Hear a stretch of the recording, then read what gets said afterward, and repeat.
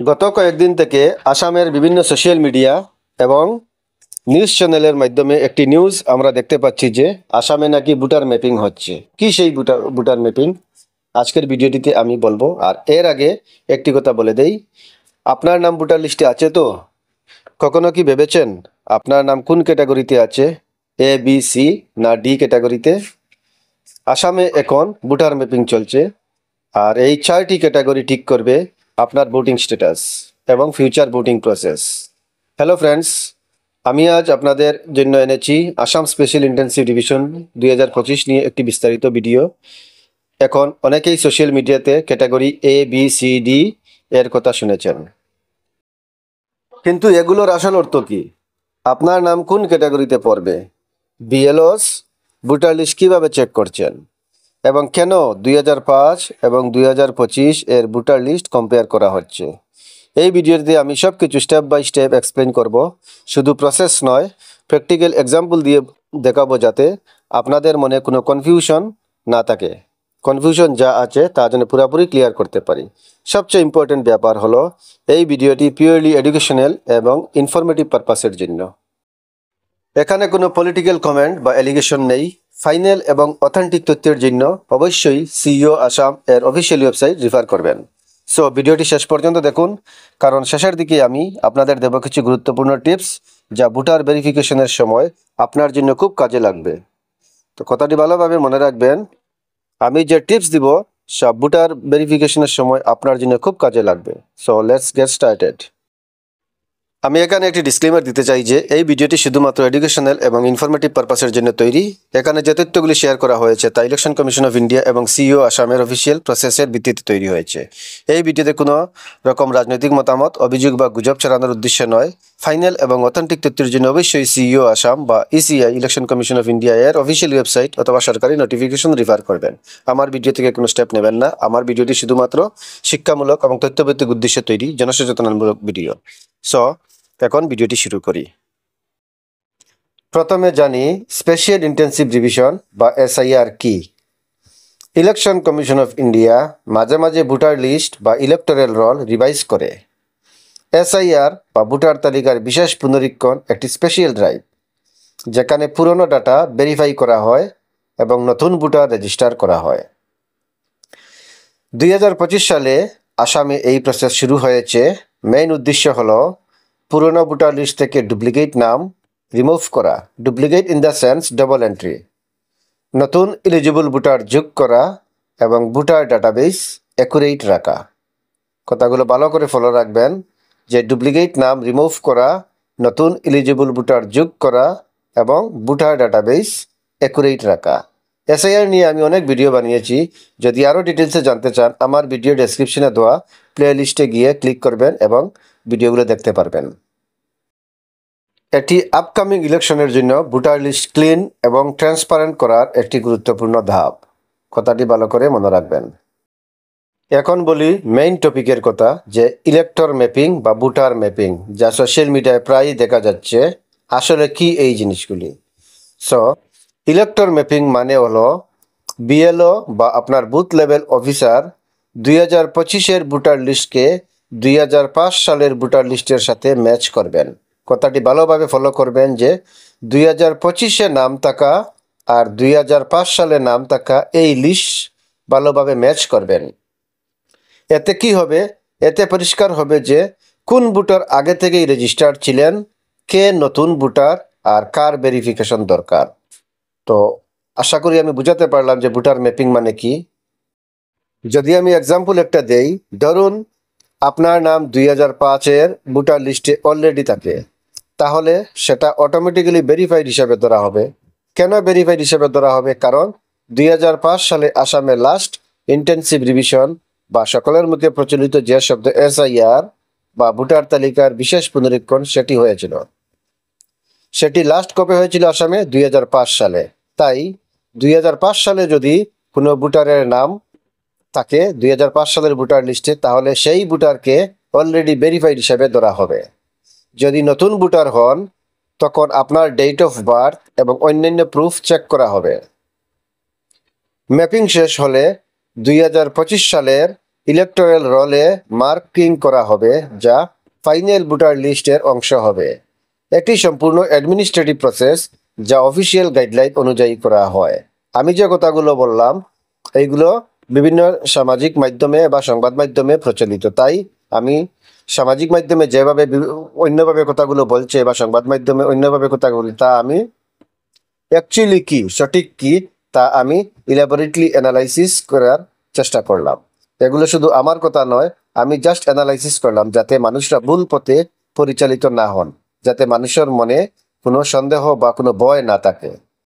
এই যে বললাম ভোটার ম্যাপিং, এই ভোটার ম্যাপিং প্রসেসটা কিভাবে করা হয়।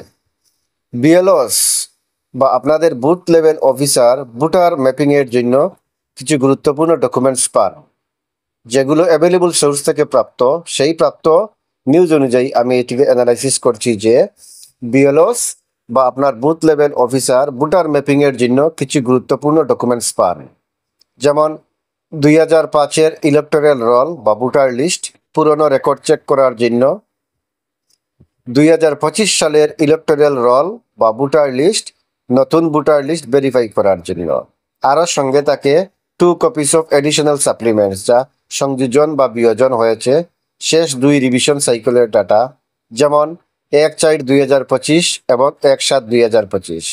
এগুলো একসাথে ব্যবহার করে প্রতিটি ভোটারের ইনফরমেশন ভেরিফাই করা হয়। তো এই যে প্রসেস, এই প্রসেসটি হলো ভোটার ম্যাপিং এর ফার্স্ট স্টেপ। এই যে ভোটার ম্যাপিং প্রসেস, এই প্রসেস চলাকালীন সময়ে ভোটারদের 4টি ক্যাটাগরিতে ভাগ করা হয়। মনে রাখবেন, এটি শুধু প্রসেস ম্যাপিং এর প্রসেস। এখানে অ্যাকচুয়ালি কোনো ভোটারদের ক্যাটাগরি থাকে না, সবই ভারতীয় নাগরিক। যারা যারা যোগ্য সবই তারা ভারতীয় নাগরিক, কিন্তু সরকার এর মধ্যে কোনো ক্যাটাগরি তৈরি করে না। আমার জানা মতে কোনো আমি ইনফরমেশন পাই নাই যে উনি এই ক্যাটাগরির সিটিজেন, উনি আরেক ক্যাটাগরির সিটিজেন। কিন্তু এই প্রসেস চলাকালীন সময়ে অ্যাডমিনিস্ট্রেটিভ সুবিধার জন্য কিছু ভোটারদের 4 ভাগে ভাগ করা হয়। এগুলো বোঝা খুবই ইম্পর্টেন্ট, কারণ এর উপরই ভিত্তি করে ভোটার লিস্ট আপডেট হবে। যেমন ক্যাটাগরি এ, তো ক্যাটাগরি এ তে কারা থাকবেন? Name already present in electoral role 2005। কথাটির অর্থ হলো যার নাম অলরেডি 2005 সালের ভোটার লিস্টে আছে এবং সঙ্গে 2025 সালেও আছে, সেই ব্যক্তি হবে এ ক্যাটাগরির ভোটার। পুরনো ভোটার ভেরিফাইড এবং সেফ। যদি আমি একটা এক্সাম্পল দেই, ধরুন 2005 থেকে আপনার নাম ভোটার লিস্টে আছে এবং এখনও আছে। কথাটি ভালোভাবে মনে রাখবেন, 2005 সাল থেকে আপনার নাম ভোটার লিস্টে এখনও আছে, মানে 2005 সালেও আছে আর কন্টিনিউ আছে। এখন কত সাল চলছে? 2025 সাল চলছে, এবং সেই 2025 সালের ভোটার লিস্টেও আপনার নাম আছে, মানে আপনি ভেরিফাইড ভোটার, আপনি এ ক্যাটাগরির ভোটার। সুবিধার জন্য, কাজের সুবিধার জন্য এই ক্যাটাগরি করা হয়েছে। তো এত সময় আমরা কি বুঝলাম? কারা এ ক্যাটাগরির ভোটার? যে ভোটারের নাম 2005 সালেও আছে আর 2025 সালেও আছে, উনি নিরাপদ, উনি এ ক্যাটাগরির ভোটার। আশা করি কথাটি বুঝাতে পারলাম। নেক্সট হচ্ছে বি ক্যাটাগরির voter. Name not present in electoral role 2005, but জন্ম তারিখ 1/7/1987 এর আগে, মানে এইজ 38+, 38 বছরের বেশি। এই গ্রুপের ভোটার ভেরিফিকেশন খুবই কেয়ারফুলি করা হয়। এক্সাম্পল, যদি আপনার জন্ম 1980 সালে হয়েছে এবং ভোটার লিস্টের নাম পরে এসেছে, তাহলে আপনি হবেন ক্যাটাগরি বি। কারণ এখানে একটি কথা বুঝতে হবে, যে ভোটারের নাম 2005 সালে বুথে ওঠার কথা ছিল, মানে আজকে থেকে যদি কারোর বয়স 38 বছর বা তার চেয়ে বেশি, কথাটি ভালো করে মনে রাখবেন, যে ভোটারের বয়স 38 ইয়ার্স বা 38 বছর বা তার চেয়ে বেশি, সেই ভোটারের নাম 2005 সালের ভোটার লিস্টে থাকার কথা ছিল, কিন্তু কোনো কারণবশত হয়তো বা উনি লেটে ভোটে নাম উঠিয়েছেন, 2005 সালে ভোটের নাম উঠাতে পারেননি, কিন্তু বয়স অনুযায়ী উনার নাম 2005 সালের ভোটার লিস্টে থাকা উচিত ছিল, কিন্তু 2005 সালের নাম নেই। উনি হবেন বি ক্যাটাগরির ভোটার এবং উনার জন্ম আশা করি হয়ে থাকবে যে 1/7/1987 ইংরাজি। মানে কথাটি পরিষ্কার, ভাবে বললে হয় যে ভোটারের জন্ম 1/7/1987 ইংরেজির আগে হয়েছে বা ওই ডেটে হয়েছে, সেই ভোটারের নাম 2005 সালের ভোটার লিস্টে থাকার কথা ছিল, বয়স অনুযায়ী ভোটার লিস্টে থাকার কথা ছিল, কিন্তু উনার কিছু অসুবিধার জন্য বা যে কোনো কারণবশত উনার নাম 2005 সালের ভোটার লিস্টে নাই। সেই ভোটার হবেন বি ক্যাটাগরির ভোটার এবং উনাকে উনার নাম না ওঠার কারণ বা উনার প্রয়োজনীয় নথিপত্র দিয়ে ডকুমেন্টস দিয়ে এইবার উনাকে নাম উঠাতে হবেন যদি উনি যোগ্য ভোটার হন। কথাটি ভালোভাবে মনে রাখবেন। নেক্সট আরেকটি ক্যাটাগরি হচ্ছে সি ক্যাটাগরি। সি ক্যাটাগরিতে কারা পড়বেন? যে ভোটারের জন্ম 1/7/1987 ইংরেজি থেকে 2/12/2004 ইংরেজি এর মধ্যে, মানে ওদের বয়স হবে 21 থেকে 38 বছরের মধ্যে। কথাটি ভালোভাবে মনে করবেন। যে ভোটারের জন্ম 21 থেকে 38 বছরের মধ্যে, যার বয়স 21 থেকে 38 বছরের মধ্যে, ওরা হবেন সি ক্যাটাগরির ভোটার আর ওরা হবেন নতুন ভোটার। এদের ডকুমেন্টস বিএলও ভেরিফাই করবে, যেমন DOB, date of birth, birth related যে ডকুমেন্টস আছে ওনার বয়স দেখার জন্য চেক করবেন, লিঙ্কেজ চেক করবেন। এই সমস্ত ক্যাটাগরি বিএলও বা অন্যান্য আধিকারিকগণ চেক করবেন। এরা হলেন কম্পারেটিভলি ইয়াং ভোটার্স, যেমন যার জন্ম একটা এক্সাম্পল হিসেবে বলা যেতে পারে 1995 সালে হয়েছে, উনি হবেন সি ক্যাটাগরির ভোটার। লাস্ট যে ক্যাটাগরি, সেই ক্যাটাগরি হচ্ছে ডি ক্যাটাগরির। এখানে একটা জিনিস ক্লিয়ার করতে হবে যে ডি মানে ডি ভোটার নয়, এটি পরিষ্কারভাবে মনে রাখতে হবে।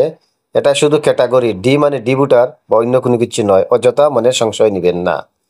তো ডি ক্যাটাগরির ভোটার কারা? যে ভোটারের জন্ম 2/12/2004 পরে হয়েছে, এরা সাধারণত 21 বছর বা তার নিচের ভোটার। এরা ফার্স্ট টাইম ভোটারও বলা যেতে পারে। প্রপার এজ প্রুফ এবং রেসিডেন্স প্রুফ কম্পালসারি এদের ক্ষেত্রে, মানে বয়সের প্রমাণপত্র আর জায়গার প্রমাণপত্র এদের ক্ষেত্রে বাধ্যতামূলক, কারণ এরা নতুন ভোটার। যেমন যার জন্ম 2006 সালে হয়েছে, এরা ক্যাটাগরি ডিতে হবে। এই 4টি ক্যাটাগরি অনুযায়ী ভোটার লিস্ট মার্ক করা হয়। এটি ভোটার ডাটাবেস ক্লিন রাখার এবং প্রপার ভেরিফিকেশন করার জন্য খুবই জরুরি। কিন্তু এখানে একটি কথা আমি ক্লিয়ারলি বলে দিতে চাই যে এই যে 4টি category A B C D, এই ক্যাটাগরি নিয়ে সোশ্যাল মিডিয়ায় বা জনমনে বিভিন্ন ধরনের কৌতুক বা কনফিউশন সৃষ্টি হয়েছে যে ও এ ক্যাটাগরির ভোটার, আমি বি ক্যাটাগরির ভোটার, আমাদের মধ্যে ওর মধ্যে কোনো ডিফারেন্স থাকবে? তো কোনো ডিফারেন্স নাই। এটি শুধু কাজের সুবিধার জন্য, ভেরিফিকেশনের সুবিধার জন্য করা হয়েছে। সংক্ষেপে যদি এই 4টি ক্যাটাগরির কথা বলি, যে ভোটারের নাম নির্ভুলভাবে 2005 সালেও আছে, 2025 সালেও আছে, এরা হবে এ ক্যাটাগরির ভোটার। যে ভোটার এর বয়স 38 বছরের বেশি বা 38 বছর বা এর চেয়ে বেশি বয়স অনুযায়ী এই ভোটারের নাম 2005 সালে উঠার কথা ছিল কিন্তু উঠে নাই কোনো কারণবশত, সেই ভোটার হবে বি ক্যাটাগরির ভোটার। যে ভোটারের জন্ম 1/7/1987 পর থেকে 2/12/2004 ইংরেজি পর্যন্ত হয়েছে, এরা হবেন সি ক্যাটাগরির ভোটার। আর যে ভোটারের জন্ম 2/12/2004 ইংরেজি পরে হয়েছে, সাধারণত নতুন ভোটার, এরা হবেন ডি ক্যাটাগরির ভোটার। সো এ নিয়ে অযথা কৌতুক বা অযথা মনে কনফিউশন নেবেন না, ভয় পাবেন না, কারণ এটি শুধু কাজের জন্য। আপনি যদি যোগ্য হন তো আপনি ভারতীয় নাগরিক, নাগরিকদের মধ্যে কোনো ভেদাভেদ নেই, সবই ভারতীয় নাগরিক। শুধুমাত্র খেয়াল করতে হবে যে আমরা যেন যোগ্য হই। Why this process is important? Elector mapping এর ইম্পর্টেন্ট অনেক বড়।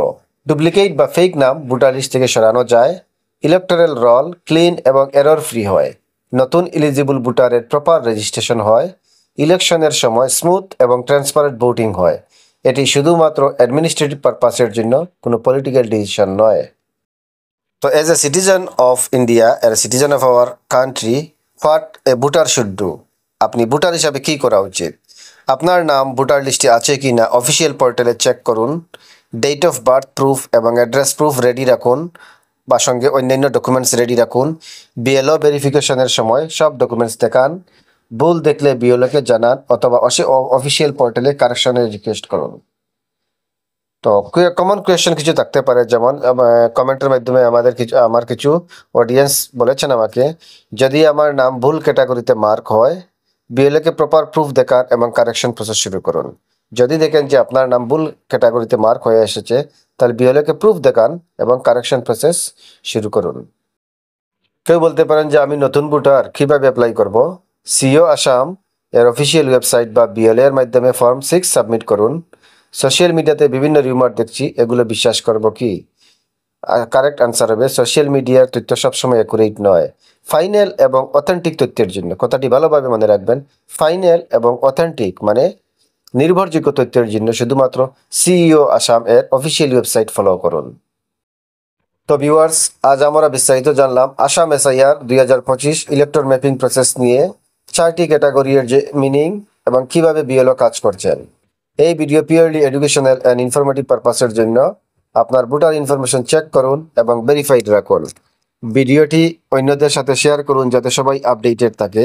আর ইনফরমেটিভ ভিডিওর জন্য আমার চ্যানেল সাবস্ক্রাইব করতে ভুলবেন না। My channel name is ED knowledge and রিপজন।